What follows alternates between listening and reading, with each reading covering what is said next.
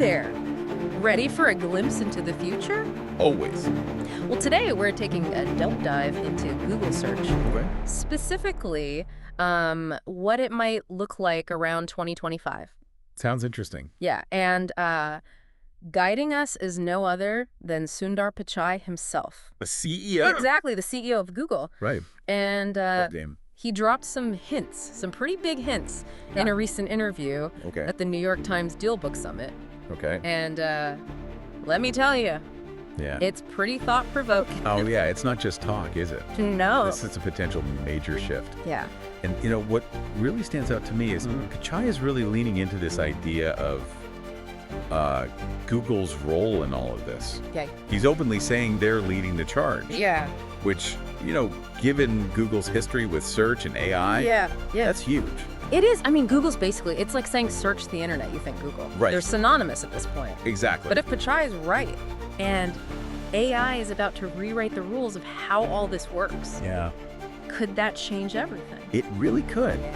I mean, think about it. Google's whole empire Mm. is built on, you know, Connecting, users to information through these blue links. like the classic blue links. Right, exactly. Uh, What if AI can just give you the answer directly oh, wow. without clicking anything? Right. You wouldn't need to go to other websites. Oh, wow. That is a complete change. Yeah. It's, you know, way more than just a search algorithm tweak. Okay, so we've got this huge force in the world of search. Google, they're betting big on AI, Yeah. which could totally change how we find information online. You're sure? It's exciting, Yeah. but also a little unnerving. A little bit, yeah. So where does this profound shift that Pichai keeps mentioning actually take us? He says that by 2025, Okay. search will be able to handle these more complex queries. More complex, okay. What does that actually look like in practice? Well, I mean, you know, Yeah. let's just think about how far we've already come. Okay. I remember when searching meant Yeah. typing in like a string of keywords and hoping for the best. Totally. Now we're having conversations with our voice assistants, Yeah. asking all these nuanced questions, Right. expecting, you know, personalized results. Absolutely. And I think what Pichai is saying is that this is only just the beginning. Okay, so if conversational search is the now, Yeah. what's the next? Then Right. could we be asking questions that require actual problem solving or even creative thinking from the search engine? That's the big question, isn't it? Yeah. That's what we're all wondering. Yeah. And this is where it gets, you know, Yeah. really fascinating. Okay. Imagine a search engine that doesn't just retrieve information, Yeah. but actually synthesizes it. It connects the dots and generates new insights. Wow. Instead of just getting a list of websites about, you know, climate change, Yep. you could ask, what are the most viable solutions to combat climate change, given current, you know, technological constraints and economic factors? Right. And the search engine could give you a comprehensive analysis, Wow. pulling together all the data from all these sources Okay. and presenting it in a clear way. That would be a game changer. It would. Especially for those complex topics where you just have to sift through so much information. Absolutely. But Yeah. it also raises another question for me. Yeah. A lot of folks are already concerned about how much control Google has over the information that we see online. Right. Wouldn't giving them even more power with AI Yeah. just kind of amplify those concerns? That's a good point. Yeah. It's something we definitely need to be careful about. Yeah. As Google integrates more AI into search, Mm-hmm. transparency and accountability are even more important. Absolutely. We need to know how these algorithms are making decisions. Yeah. Yeah. And what's preventing bias or manipulation. Yeah. Now, speaking of integrating AI, Pichai made it clear that this isn't some far-off vision. Yeah. He said Google's been weaving AI into search for years. For years. And he gave some examples. BERT and Memem. Okay. Honestly, those names sound a little intimidating to me. I can imagine. Can you break this down for us? Sure. What are they? What do they do? Yeah, so think of BERT and MU as the brains behind Google's evolving search capabilities. Okay. BERT, which stands for bidirectional encoder representations from transformers. Ah, gee. Try saying that 5 times fast. I know, right? It basically helps Google understand the context of words in a search query. Okay. It's like teaching a computer to understand the nuances in language, Oh, wow. the way humans do. Okay, so instead of just matching keywords, Yeah, BERT is trying to figure out what we actually mean. exactly. Pretty impressive. It is. But where does MUM fit in? So MUM, which stands for Multitask Unified Model, Okay. takes things even further. Okay. It's not just about understanding text. It analyzes information across all these formats. Oh, wow. Like images, videos, even audio. Really? Imagine asking, how do I fix a leaky faucet? Okay. Classic. Yeah. Yeah. And instead of just getting links to plumbing websites, Yeah. MUM could, find a video tutorial, give you a list of the tools you need. Okay. Maybe even a diagram of a faucet. Oh, wow. It's like a super-powered research assistant Exactly. at your fingertips. That's the idea. That's amazing. And Pichai says this is just the start. Just the beginning. It's mind-boggling to think how advanced it could be in just a few years. Absolutely. I mean, that's what makes this such a pivotal moment. Yeah. We're seeing the very early stages of a revolution in technology that could fundamentally change how we access information, how we interact with it. It's almost like we're standing at the edge of the unknown. Yeah. Yeah. Right. Totally new territory. With all these opportunities. Amazing opportunities. But also potential pitfalls ahead. You got it. Okay. Yeah. That's why we're diving deep into this. Yeah, we want to make sure you understand not just what's happening, right, but what it all means. Yeah. The future of search is being shaped right now. And it's a conversation we all need to be part of. Absolutely. It deserves our full attention. Definitely. Yeah, and I think that brings us to another important point from Pichai's interview. He was asked about the impact of all this AI on content creators. Right. Especially the ones who put a ton of effort into original research. Yeah. You could really tell this was a tough question for him. Yeah, it felt like he was kind of dancing around the issue a little bit. Yep.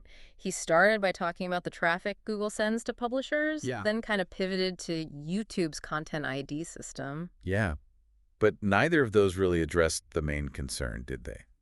Not really. The real question is, how does Google ensure fairness for these creators when AI could potentially devalue their work?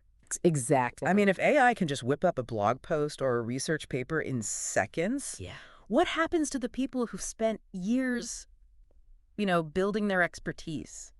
Right. It's a big question. It's like we're on the verge of this major shift where the lines between human and machine-generated content just get blurry. Yeah. Does authorship even mean the same thing anymore? Right. How do we value information? How do we ensure those creators are compensated fairly? Those are the questions we need to be asking. Yeah. And they're going to become even more important as AI gets more sophisticated. Yeah, absolutely.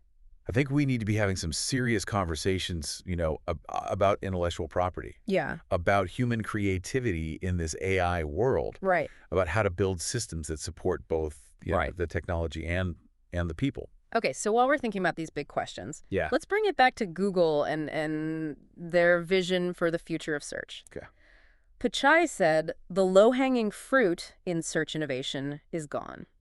Interesting. What does that even mean? Where do we go from here? Well, think about it, right? Yeah. We went from basic keyword matching to BERT understanding search intent. And now with MUM, we're starting to see, multimodal analysis and complex query handling. Right. Those were big steps. Huge.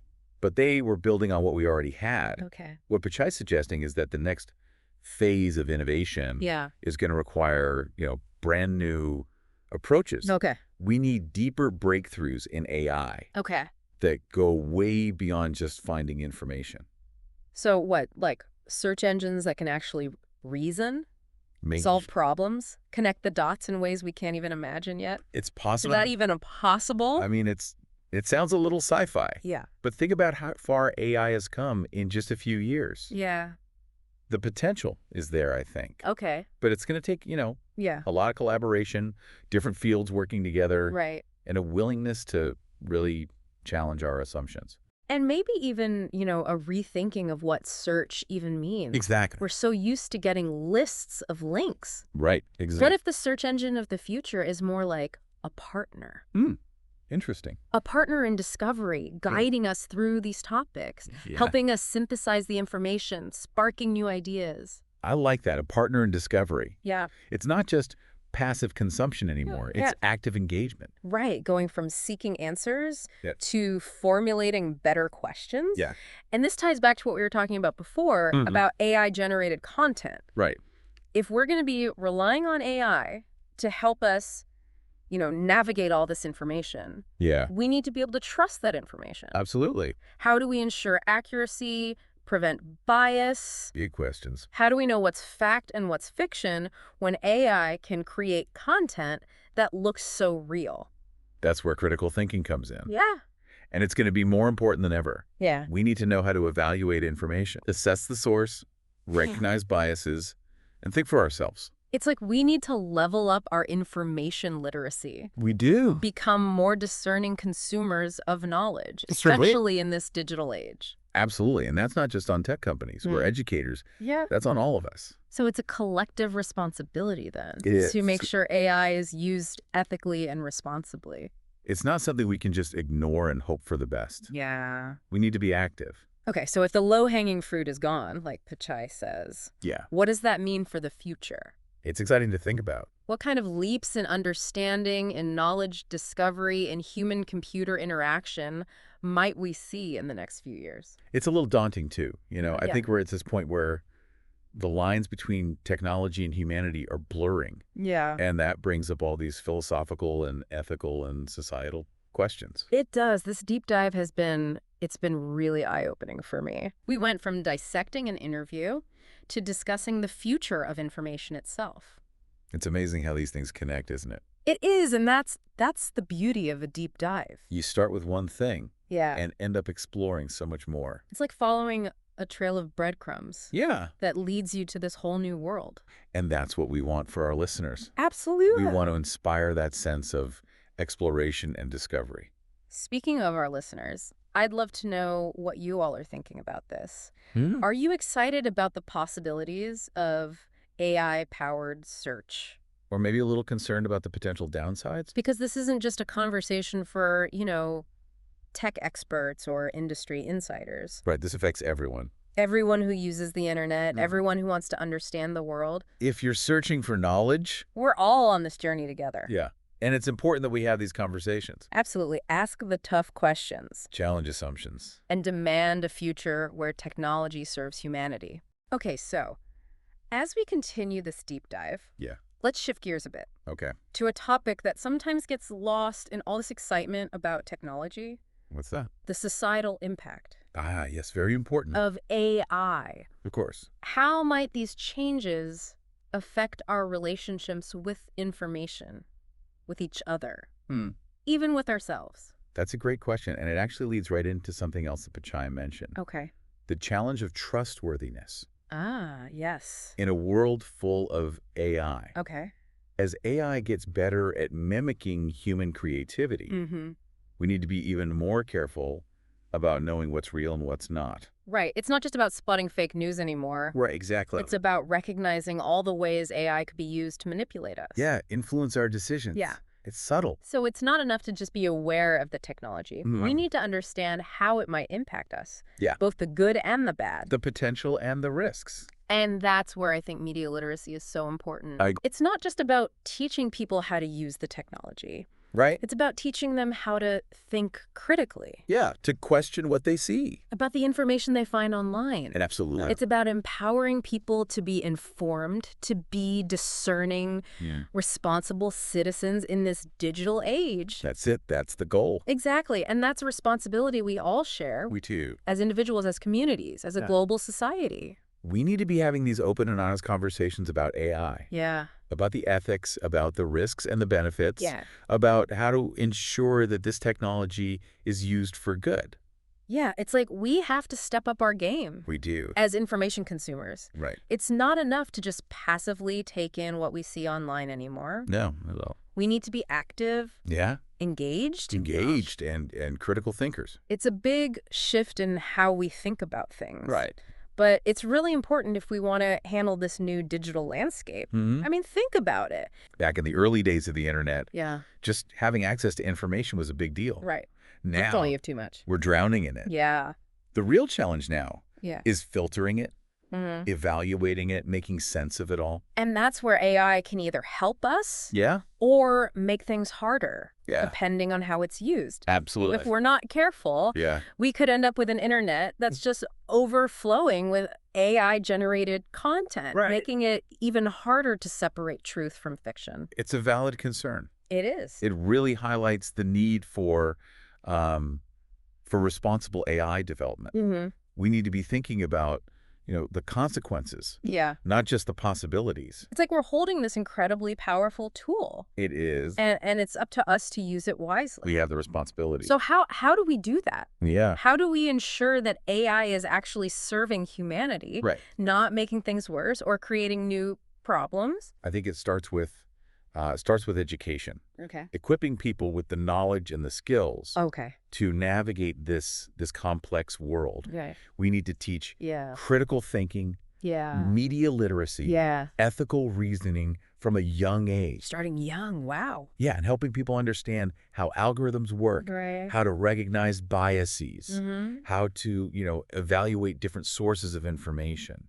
It's almost like we need a whole new set of subject. A new curriculum. Yeah, for the digital age. For this world. That goes beyond just basic computer skills. Right, exactly. It needs to focus on building those critical thinking skills. That's the key. To help us thrive in an AI-driven world. And it's not just about formal education either. Oh, okay. We need to be promoting media literacy. Yeah. In our communities, in our families, in everyday conversations. Wow, that's a big task. It is, but it's important. Yeah. We need to encourage people to question what they see online. Yeah. To look for different perspectives and to really engage in thoughtful discussions. So it's a collective effort then to make sure AI is used ethically. A shared responsibility. Not something we can just leave to the tech companies. Right. It's on all of us. Okay, so bringing it back to Sundar Pichai. Yeah.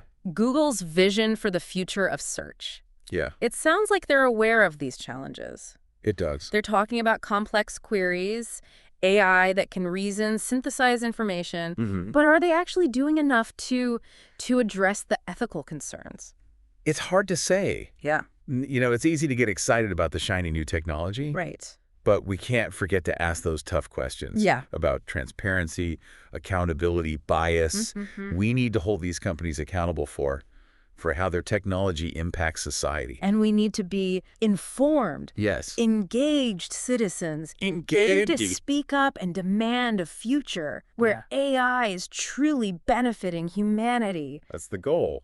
I think that's a great point to end on. Yeah. This deep dive, it's been a real journey. It has. From Google's plans to the bigger picture of AI and society. We've explored the potential for AI to completely change how we access and interact with information. Yeah, but we also talked about the risks. Right, the challenges that come with this powerful technology. It's a balance. Yeah. And ultimately, the future of AI isn't set in stone. Yeah. It's a future we're creating right now. Yeah. Through the choices we make. Through our actions. Through our voices. So, as we wrap up this deep dive, we'll leave you with this. Stay curious. Stay informed. Stay engaged. Future of search. And really, the future of our digital world is being written right now. And it's up to all of us to make sure it's a future worth fighting for. Absolutely a future where technology empowers us. Connects us. And helps us create a more just and equitable world. That's what we should all be working towards.